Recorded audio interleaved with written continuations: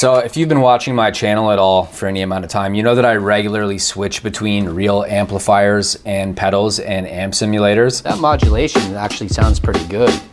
I forgot how good it sounded. And I would say that the primary thing I like the most about amp sims is the fact that you can record directly into your DAW and you don't need to mic any amp, which means you don't get headphone bleed. And that's a huge thing. The fact that you don't have to worry about any type of headphone bleed. I find that so convenient and it's so efficient, and it just removes so many complications, because for one thing, I have an air conditioning and over in my corner right there, and it's right beside my amp and my mic. So as you can see, my AC is right by my amplifier and my microphone. And yeah, I could put it in a different place, but it's got to be at the window. And like, I like to have my desk right by the window so I have light shining on my face, right? So, I mean, maybe there's a way I could set things up to be different, but I think, this is the way that it has to be for now. So like, if I want to record a real amp and pedals, I have to turn the AC off, and it gets like so unbearably hot in here when I record. So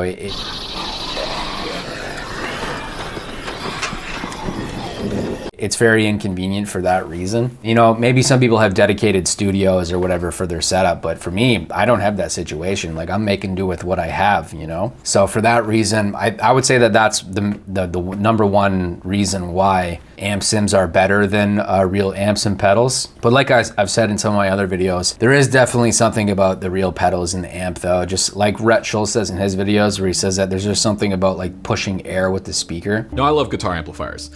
I'm a bit of an amp addict, I think. I love everything about them. I love big amps and I love small amps. And I agree, there's just something to it. It just feels better, and it just feels like it sounds better at the time. But really, I would say that amp sims have a considerable advantage over real amps and pedals for the reason that I mentioned. The next reason I really like it is it has to do with kind of the similar thing with the volume, where like when I'm constantly bothering my neighbor with my real amp and pedals. So he'll come over here and he'll knock on my door. Yeah. Hey, can you turn your music down, please? Because I'm having a really hard time. Whatever. And he'll say like, listen, can you turn that down? And there's not much I can do. And the thing is, I try and keep it as quiet as possible. And like, you just can't do it, you know? Like the speaker is fairly big on that thing, and I guess it just reverberates through the table and it goes into the other apartment very easily. Usually I'll have to switch to the Blue Cat Audio Axiom or some other amp sim like that to record, especially if I want to go a long time with recording, because there's only so much noise I can subject my neighbor to. Like 2 hours is probably the max. Once you're on like 4 hours of recording and messing around on the guitar, like I can see why he wouldn't want to deal with that. The next reason I like amp sims is just the versatility and all the presets. So like, if you watch my favorite amp sim video the other day about the Blue Cat Audio Axiom, I talked about how like there's so many presets that you can choose from, and you don't need to buy any more pedals or anything like that. Like, everything is just loaded right in the amp sim. The Endless Story, this one's pretty cool.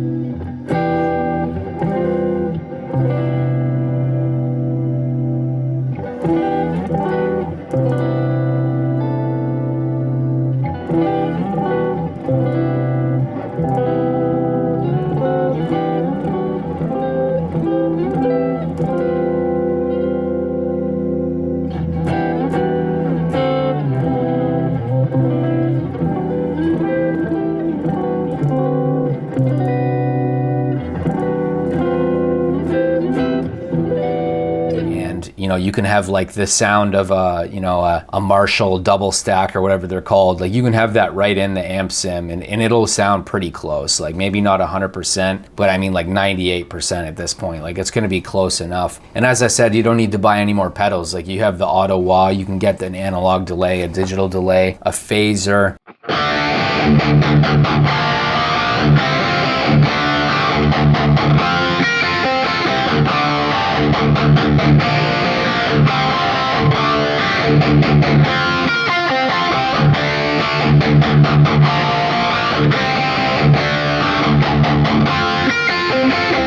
or, you know, some kind of modulator, you know, tremolo, sometimes even wah-wah if you're using the right one. By the way, if you're looking for something to practice, get my fretboard memorization cheat sheet from travelingguitarist.com/fretboard cheat sheet. What it is it's all the triads, the major and minor triads in every single key.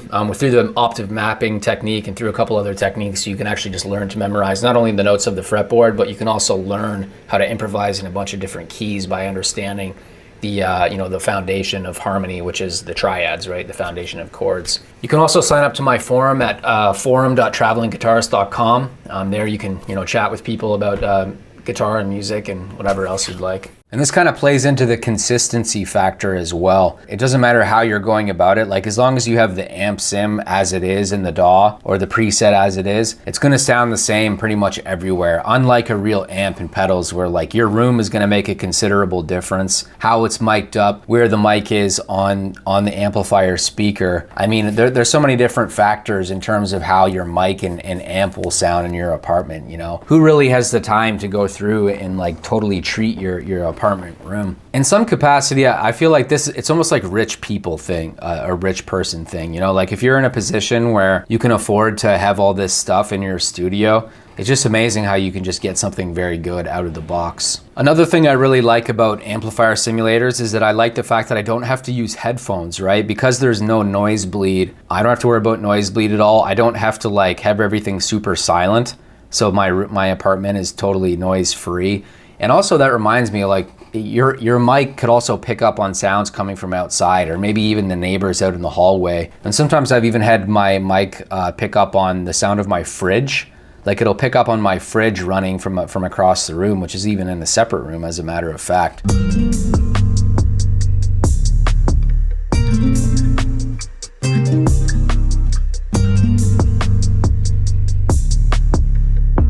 It's just so annoying. Like headphone bleed is, I would say, thinking back on it, I would say it's almost like the most annoying thing about a real amp and pedal setup. It's just the fact that like you have to be so cautious and so, patient and careful in terms of how you set things up, when you record, how you record, and you also have to be cognizant of what's going on outside your apartment. For instance, like sometimes I'll have maids who are like vacuuming out in the hallway.